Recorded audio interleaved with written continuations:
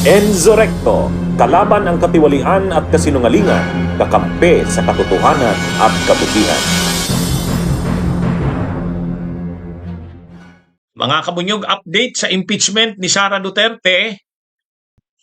Itong ginagawang estratehiya kasing ito ng mga abogado ni Sara, unang-una, doon pa lang sa pagsagot nila, yung written na pleadings nila, yung answer ad cautelam, hindi na nila sinagot yung mga issue.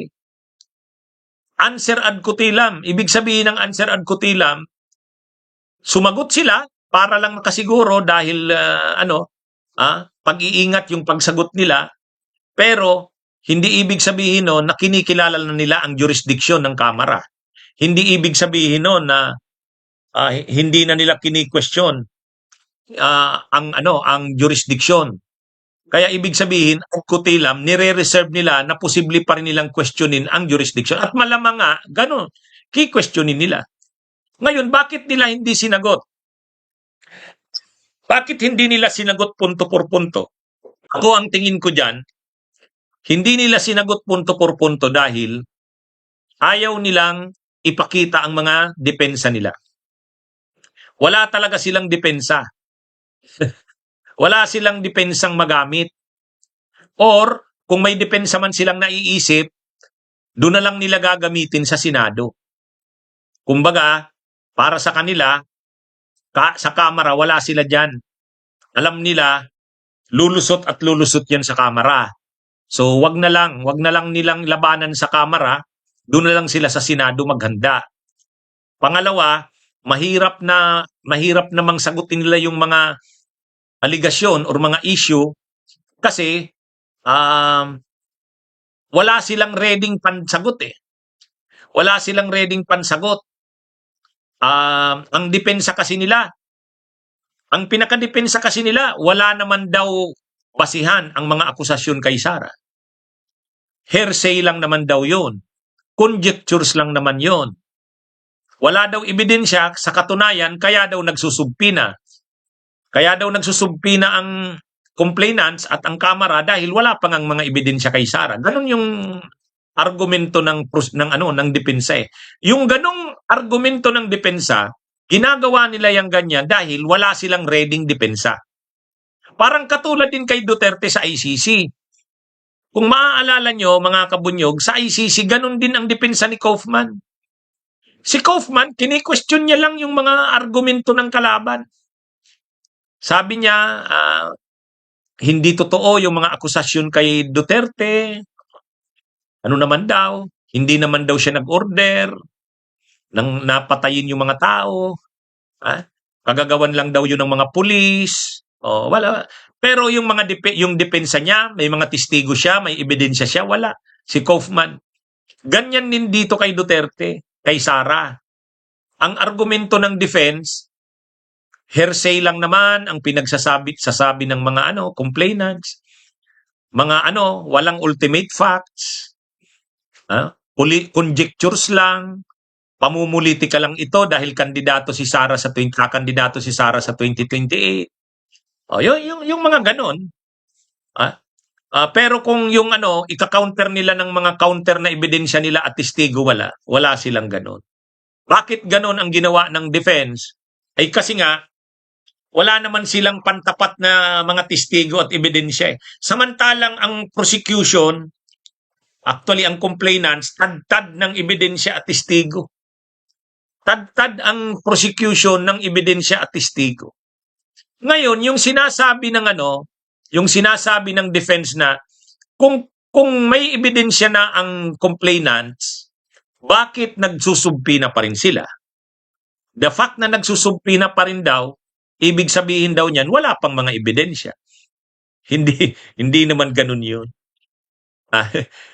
Kasi, tandaan natin na ang complainants dito, hindi naman gobyerno private. Ang complainants dito, mga private na grupo, civil society. Ang complainants dito, si Father Saballa. Ang complainants dito, yung abogado na private. Ibig sabihin, bilang mga private citizens, hindi sila makakagamit ng mga compulsory processes kung sila lang. Yung pag-request nga lang ng salin, ang hirap-hirap na eh. Makukuha mo ba ang bank records ni Sara Duterte? Kung ikaw ay private citizen lang? Hindi. Hindi kaya yun. Hindi mo makukuha yung bank records ni Sara kung private citizen ka. So, ibig sabihin, itong mga nag-file ng impeachment complaint laban kay Sara, mga private groups, citizens ito. At saka mga civil society. Mayroon din doon abogado, pero kahit abogado ka na nag-file ka ng impeachment complaint, wala ka rin kapangyarihan na isubpina ang bank records ni Sara. Wala kang kapangyarihan nun. Pero ano ang mga records na available? Authentic records, yung mga minutes ng hearing ng Kamara, yung Quadcom, yung mga records ng COA, yon nakuha na yon. Yun kasi mga pwede nang makuha yon kahit walang subpina. Pwede yun. Kaya kumbaga, yun na yung mga available na mga ebidensya. Yung affidavit ni Madriaga, yun, nakuha na yun, mayroon ng ganun. Tapos yung mga authentic records, mayroon na. Yung video nung ni Sara, yung pagsalita niya doon sa pagbabanta sa buhay ng presidente, ng first lady, mayroon ng mga ganon. Ibig sabihin, doon pa lang, sa mga ebidensya na yon, sufficient na yon in substance. Sufficient na rin yun in grounds. Yung mga yon, yung mga available ng mga ebidensya. O ngayon, maghihiring na. Dahil sufficient na in form, sufficient na in substance, sufficient na in grounds, gusto ngayong i-avail ng complainants, pati yung mga kongresistang nag-endorse, gustong i-avail yung powers, subpoena powers ng Kamara para yung mga dagdag na ebidensya ay masubpina. So, ibig sabihin, ang hinahanap ngayon, mga dagdag pang ebidensya. Pagpapatibay pa ito. Kasi kung yun lang mga private citizens, private groups, civil society, hindi naman nila pwedeng hingin yung bank records ni Sara. Sino sila? Private citizens yan eh.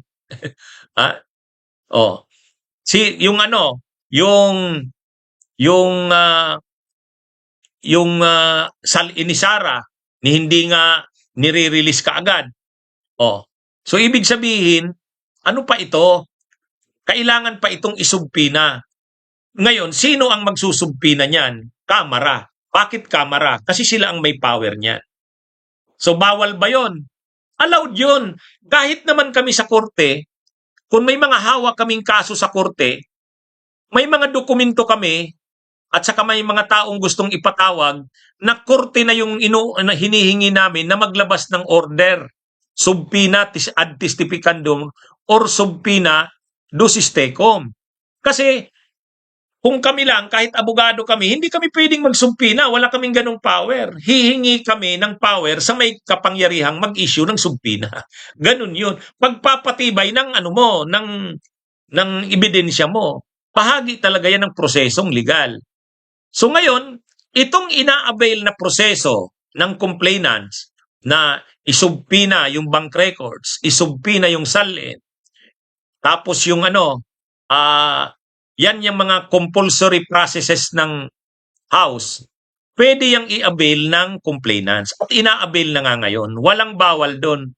Kahit naman si Sara Duterte bilang respondent, pwede rin siyang mag-avail ng subpoena power ng House. Kung may mga testigo siyang gustong isubpina, kung may mga dokumento rin siyang gustong isubpina para sa depensa niya, pwede rin yun. Pwede niya rin yun. Due process din yun eh. Kaya ito, yung sinasabi ni Cherry LX na nag-aakusa kayo, wala naman kayong ebidensya, tambak na ng ebidensya.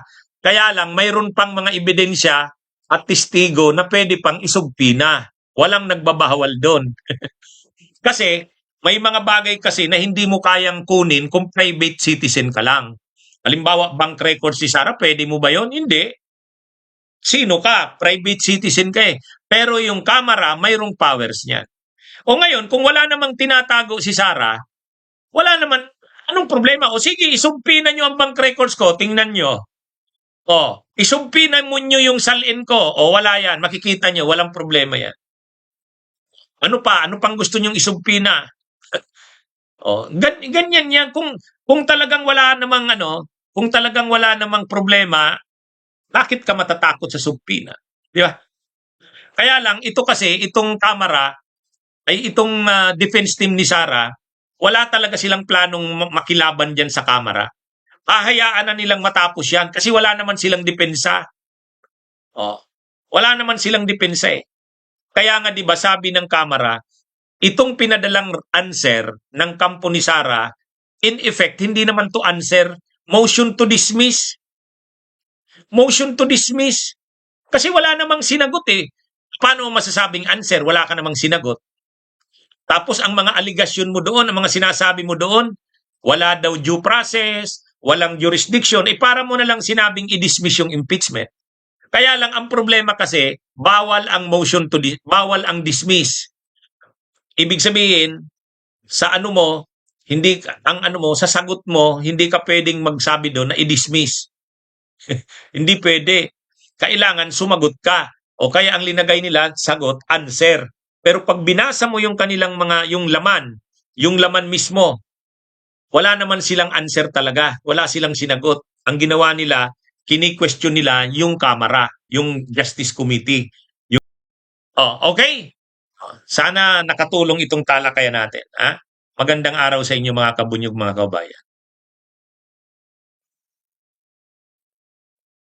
Bunyog, bunyog, halikan na kasama ka. Bunyog, kapag buklod ay may pag-asa. Luzon, Visayas, Mindanao, isa ang pananaw. Sa bagong Pilipinas ang bunyog isisigaw. Bunyog.